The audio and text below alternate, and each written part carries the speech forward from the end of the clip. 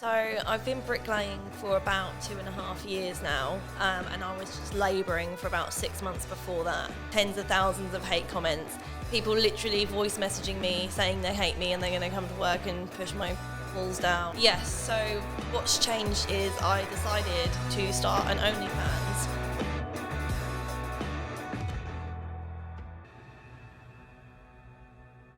Hello everybody and welcome to another episode of the NYH podcast. And on this one, as you can see, we're out on location. We're actually in SB Tools. We're in one of the warehouses, so there'll be a bit of background noise and it's a little bit echoey, but that's okay. It's all about having the conversations and the chats. So today I'm here with Darcie Richards. So Hello. Some people might have seen you because you've been here, there and everywhere at the minute, haven't you? Mm-hmm. Yes, I have. And you've been obviously documenting your journey through bricklaying, a lot of it through social media. But how long have you been doing bricklaying now? So I've been bricklaying for about 2.5 years now, and I was just labouring for about 6 months before that.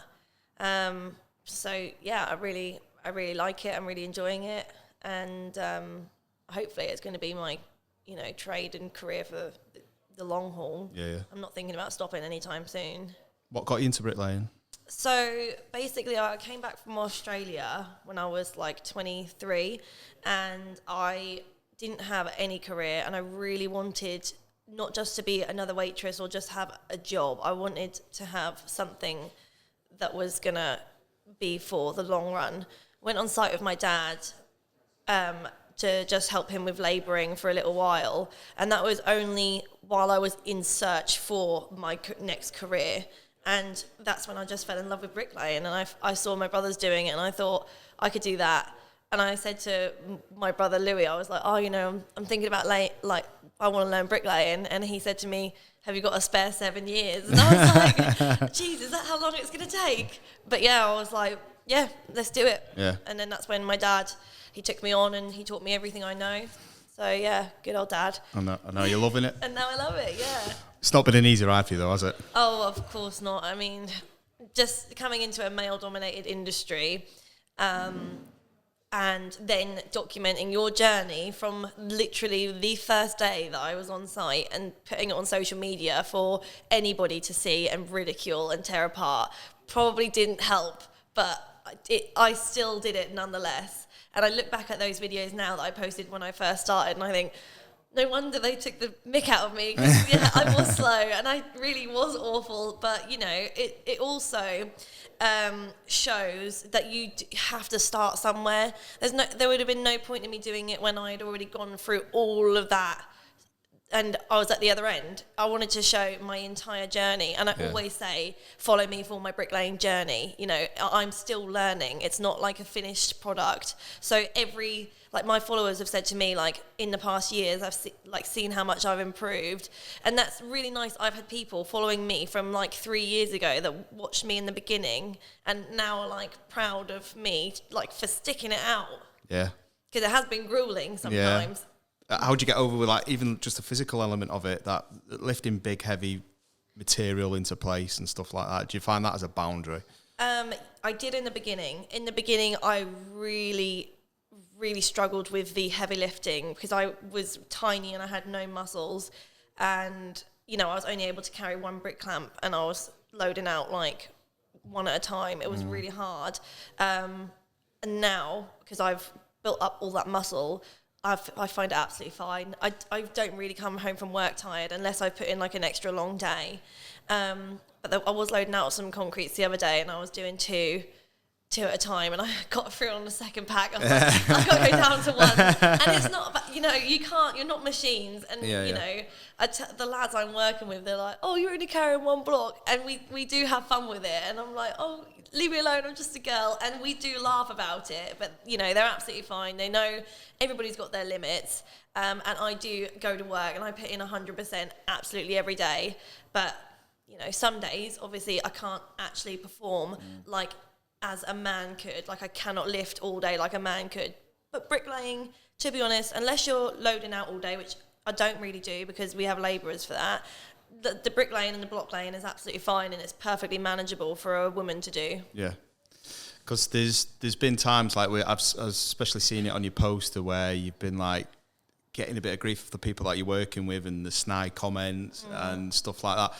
And I really do applaud you for the resilience that you've had through it. And you did a wicked reel a couple of months ago, and it showed. I think you showed like the journey of all that on the online hate, and then the stuff that you come across on site, and that you just push through as if it is a bit of a up yours. I can do this. It doesn't matter what it is.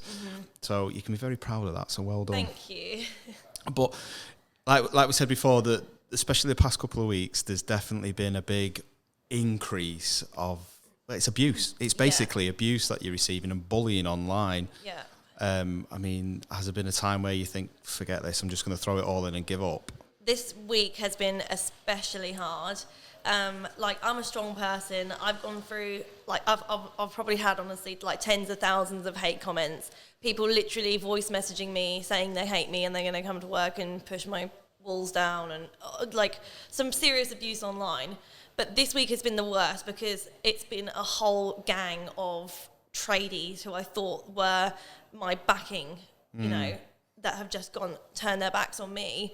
And fair enough, have your opinion, but to then slap it all over their social medias to ridicule me in front of the world has been absolutely awful. And it really has, battered me. Really has battered me this week. I think it can be a very faceless behind a screen or behind whatever. People aren't realising that there's a human being at the end of this, and you're reading all those comments and seeing all the posts, and absolutely everybody's entitled to their own opinion, but sometimes that opinion can have a detrimental effect on somebody else, and people can forget to take that into account and the way they get it across. And I mean, have you noticed that you've been struggling with anxiety and not wanting to go out to work or not even look at your phone?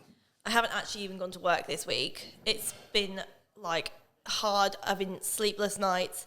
I lost weight this week because I just can't eat. I haven't been eating. My meals, I haven't been cooking. I haven't been doing what I love. Don't even want to ride my horse. It's been like a really just depressing week, which is horrible because I'm not that type of person. I'm always happy and bubbly, and I just feel like quite defeated. And it feels like it's just me against the world at the moment. And what these people don't understand is they might put a post out or put a story out. That's fine. But when there's like 20 of you doing it, it's like, okay, just give it a bit of a break. Like, you might think you're just putting that one post out, but actually when I've already seen 20 posts like that day, that's in a bit like, oof, like a stab in the back. Feel like you're being ganged up on. Yeah, definitely felt like there was like online bullying. And I never felt bullied, never really in my life. Like, I've never really felt bullied online. I've always felt like everyone has a little hate comment here and there, but for it all to come in one giant wave and hit you in one go when I haven't done anything wrong, it's awful. I guess everybody's going to be thinking, what's changed from this week to all the other weeks? And as much as you're comfortable to talk about, do you want to talk about that? Yes, so what's changed is I decided to start an OnlyFans, which is basically where I'm doing DIY at home on my farm, and obviously like OnlyFans styling it kind of content, and that's just got people's, back up. And that's basically all I've done. I posted it on my social media platform that I grew myself to followers that have supported me. I didn't post it on anybody else's page. I didn't tell everybody to go and share this. All I did was filmed literally a 5-second video, put it on my socials, and that was it. And that just got everybody in such an uproar over one little post. And honestly, I didn't even think that many people would see it, but it's just gone like mega. The fallout from that, if that had happened to somebody that wasn't as resilient as yourself and can put up with all the abuse, as much as it is having a negative effect on you, you're still in a good place to look after yourself that way because you've got your family and support with your friends around you. I don't think people realise that could have a massive effect on somebody, that they could go away, see all the hate, see all the comments that are there, and ultimately make a decision that was put upon them because of the abuse that they've felt online and at work and things like that. Yeah. And I think people can get very lost and not realising how much it could affect other people. So if you could give somebody who is about to do a post or about to write something about hatred towards somebody else, whether it is the OnlyFans side of things, whether it is you being a female in the construction industry or anything else along those lines, what would you say to them to consider before they make that post? Basically, I always live by, if you haven't got anything nice to say, don't say it at all. Like, I know online it's like you are sharing your opinions, and that's why people are following you, for your opinions. But when you are targeting somebody and ridiculing them, that's a completely different story. Also, like, to be reposting actual pictures of me on your profile, don't do that. Like, you haven't bought that content off me, that's not yours to use. If you're completely basically using my content on your page and then getting angry at me, you're the one posting about it. Yeah. But yeah, I would just say, like, just think about that person that's on the other end of that screen before you actually post that, and how they would feel if they saw that. You know, I'm someone's daughter at the end of the day. My parents are reading that stuff, and they are literally so immensely proud of me and everything I've gone through. My mum is so supportive, and for her to go online and see all of these people ripping me apart, it's not only for me, it's heartbreaking for her and my family and friends who love me. So just think about who's on the end of that screen. It's not just a screen. Those words are going to be read. Yeah. So you've just recently come back from Australia, haven't you? You went back. So you went over to Australia with 2018? Yes. I went over when I was 18, and I was over there for 4 years. And when I was over there, I got my permanent residency, and I came back. And that's where I learned bricklaying, back in England. And I thought, well, I had this permanent residency, so I thought, well, I might as well go back over there. I'll take my trowel and I'll do some bricklaying out there, which I've just gone to do in the last few months of last year. And it was just so hard, but so awesome to go and be able to take my trade now anywhere in the world. Yeah. Well, this is it. This is exactly it. People don't realise that when they come into the industry, if you get good at whatever your trade is, you can take that all over the world, and you're proof that you can do that. Yeah, even being a girl, and even I don't have any qualifications. I learned everything that I have done on site. I was still getting countless job offers when I was in Australia. So it's not like, it literally is for everybody. There is a trade out there for everybody, and you can find a job literally anywhere. Anywhere in the country you can find a job, and that means it's exactly the same abroad. You go through the same process. You go on a job seekers website, and you just find a job, and you just pick it up as you go along, same as you would do with a new gang, anything. Yeah. It was really easy to do. Like, it was the easiest thing in the world to get onto a new site and pick up the trowel. And the gang I was with, they were super nice. I told them of my skill level before I went with them, and they were like, well, as long as you can put a mix in, lay to a line, you'll be absolutely fine. I was like, oh yeah, I can do that. Yeah. So they just want they just need people in Australia, specifically. They are so short on tradies. So for anybody that is watching this, because I've had so many DMs about people wanting to go to Australia, inundated, saying, what's it like? Honestly, go for it. You'll find a job so easily. The pay is really good. The bricklaying and the actual style of how they do things isn't that different. It's really quick to pick up. And that goes for all the trades. It's quite similar, so go for it. Was the weather, like over here, we moan about the weather because it's too wet. Obviously, it's too hot over there, isn't it? Yeah, it's so hot. There was some days where it was 35 degrees, and I'm just I don't know what I'd rather. I don't know whether I'd rather not feel my fingers and be in England freezing, or if I'd rather be in this sweltering heat. It's hard because when you're hot you want to be cold, when you're cold you want to be hot. There's never a happy medium. Yeah. But yeah, it's really hot. But they do drink beer every day, so it has its positive sides. Yeah, it's got pros and cons.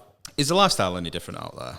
Yeah, so basically after work we would have a few beers, and then I would go home, and I was in this share house, and it was right on the river, and instead of going inside and watching Netflix, you go and sit outside and you listen to music, or go in the pool and and chat with your friends.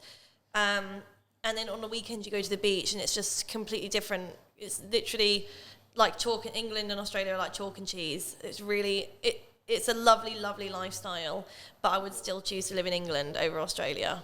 Yeah, because like you came back for a bit and then you went back over there, and we spoke briefly before you went, and you were like, "There's just something I need to get out my system. I need to go back and see if that's what I want." And I know there'll be people listening to this now thinking that they want to make that jump to go to Australia or New Zealand or Canada or wherever it is. Yeah.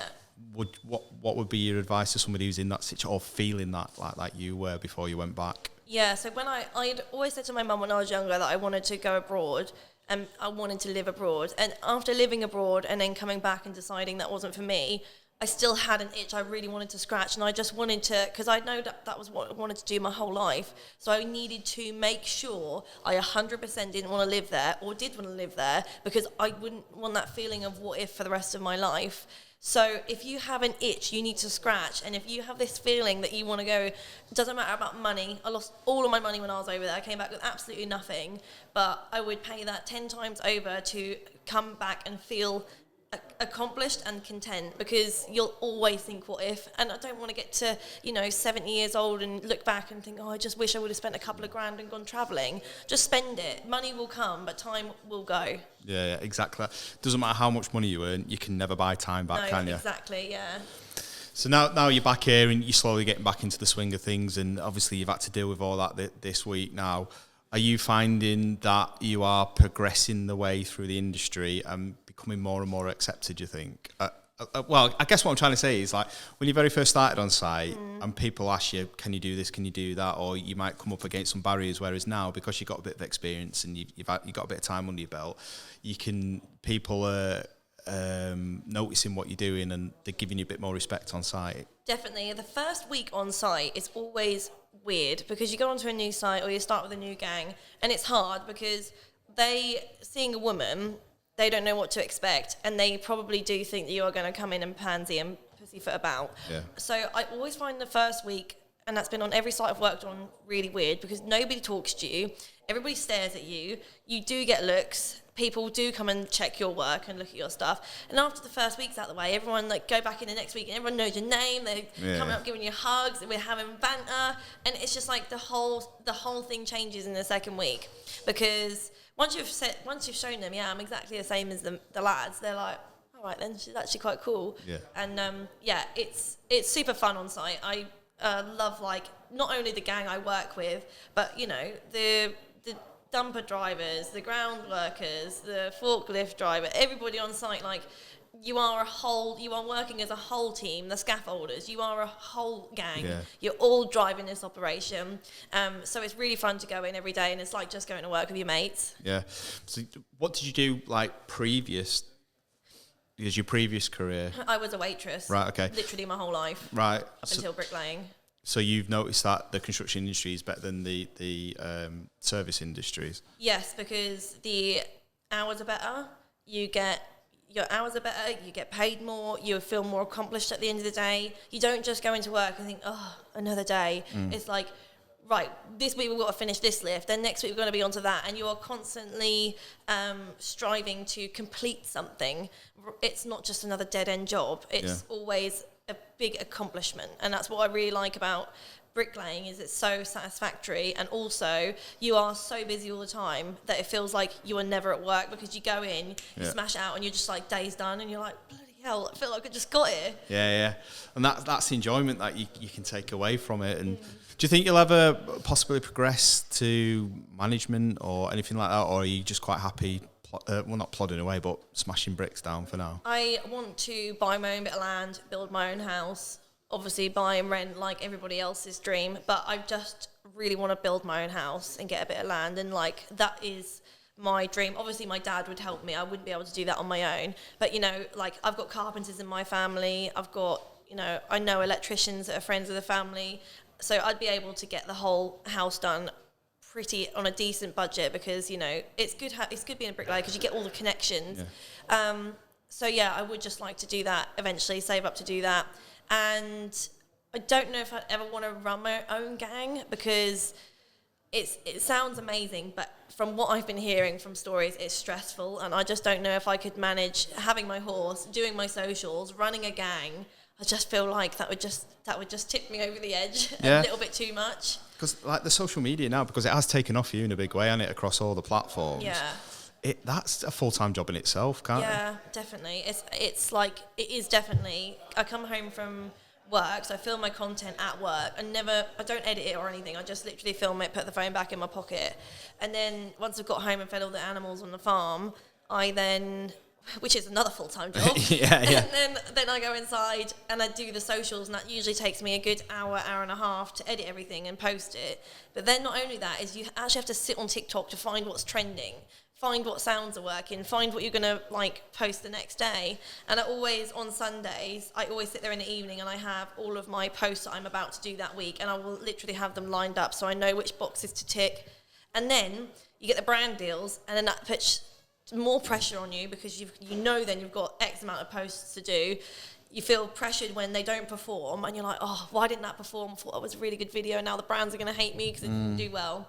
So there is a lot of stress that also comes with social media. It's not just like dilly-dallying, filming and posting. There is actually a lot more to it than that. Yeah, I don't think people realise how much effort you have to put in to do something. Apart from the obvious, which you've been going through, especially the past week, has there ever been a point you think, God, I'm just going to go and lay bricks? I can't be bothered with this. Yes. I got to June last year, and it was after I'd been Scruff's brand ambassador, and I'd been posting like crazy, and I loved being a brand ambassador for them. They were absolutely awesome. But I finished that term, and I was about to go to Australia, and I was just like, I'm just going to have a break from social media. And it was just so nice to not feel like I had to post every day and spend an hour of my day doing these stuff online and reading the comments and trying to work out what I was going to do. It was just nice. Like, they say that content creating is like a full-time 24-hour day job, and it is, because I will see something on site and I'll be like, that's a really good video. I need to get my phone. I need to film that. I'll be there at night time thinking, what am I going to do tomorrow? It's a constant ticking in your brain of what content to do. And my content isn't just filming bricklaying. Mine is just doing funny, silly videos on site. Mine's filming stuff around the farm. And it's not just, I could just put a time lapse on there, because time lapses don't perform on TikTok. So you've got to create different types of content for the different types of platform as well. Yeah, you can't just, right, I'll make this one video and it'll go across everything, and that's it, it's done. Do you ever get any grief off people when you're on site, say, just get on with work or get on with whatever? All the time. Yeah. Literally all the time. I'm like, just let me set up my tripod, give me a minute. It's just like, they're really good with it. My gang and all my gangs have never been like, can you put your phone down and start work? Because all I do is get my tripod out and put my phone on a camera.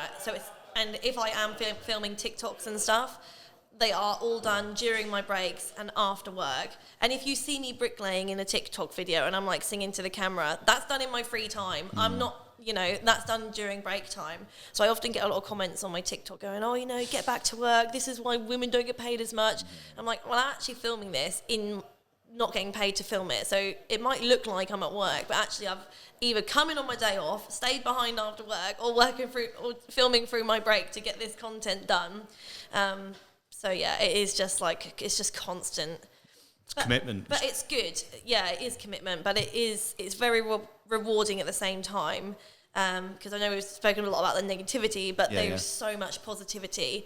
And also this week that I've just been through, although I've had a lot of the tradies turn their back on me, so many tradies and so many people have been in my DMs being like, honestly, did not know that I had that support network. So although I don't have that support network, I do have it from other people. And it was just like, it blew up and my DMs went crazy with love. And I've never had so many people messaging me, just going, stick at it, you're really strong, you can get through this. And that really helps when you're going through that horrible time. Yeah, definitely. It's good to know that there is people out there supporting you. As much as the people giving you grief, there's also people out there that are there to help and support you. And it just goes to show that everybody has an opinion and everybody has different tastes and everybody has different outlooks on life. And sometimes those outlooks can have, or the way you express those outlooks can have a negative effect on somebody else, as well as a positive one, but a negative one. But it's great to hear that you've had that support, and it's great to hear that people are getting behind you as much as the grief that you had. I mean, you've only got a lot. We're here today at SB Tools opening day. and all these people that are here now giving you all the help and support, and it's great to see. Yeah, everyone's been really voicing their opinions this weekend, and it's been lovely to hear. Like, everyone's got my back, and they are just, these are my friends here as well, you know, they're not just people I see online. Like, we've made really good connections from doing this stuff with Bricklayer Social Club and coming to, like, tool shows like this. And you're able to actually make friends offline. It's not just you see somebody on a screen. Like, we're all pals, we all message, we all get together, we all hang out, and we all voice our opinions. And it's just nice to hear that we're all on the same page. And I'm able to actually speak to them in person. Sometimes stuff I can't share online because I don't know what people are going to think of me, and I don't want to post my whole life online.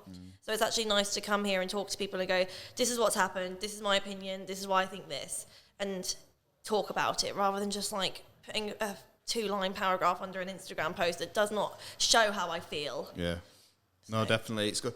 And it's called Bricklayer Social Club for a reason, because it is a social club. Yeah. Everybody's getting together. Everybody's talking about whatever's going on in life, or job. They've got a problem with a material on site, or this tool's not working for them, or whatever's going on. And it's great to be part of that. We can all come together because, yes, everybody who's here today is pretty much met online, but it is those real life connections that you make through it. So as much as negative it can be, it can also bring a lot of positive in your life, can't it? Yeah, we've had, I mean, these events are, as well, are so much fun. Like, I look forward to coming to stuff like this. Generally feels like I'm on holiday when we go and, like, do things like this. So, and that all just comes from somebody just sending a nice message online saying, hey, do you want to be part of this chat? You seem like a really nice girl. Do you want to come out for the weekend and come to a tool show? And just from one nice message like that, you can just make like 50 friends. Yeah. Just from one person reaching out. So thanks to Bricklayer Social Club for like getting us all together and bringing us all together. Yeah, building these connections. If you could give somebody, or especially a female coming into the industry, like I don't know, like a golden nugget of advice, what would it be? That is a really hard question.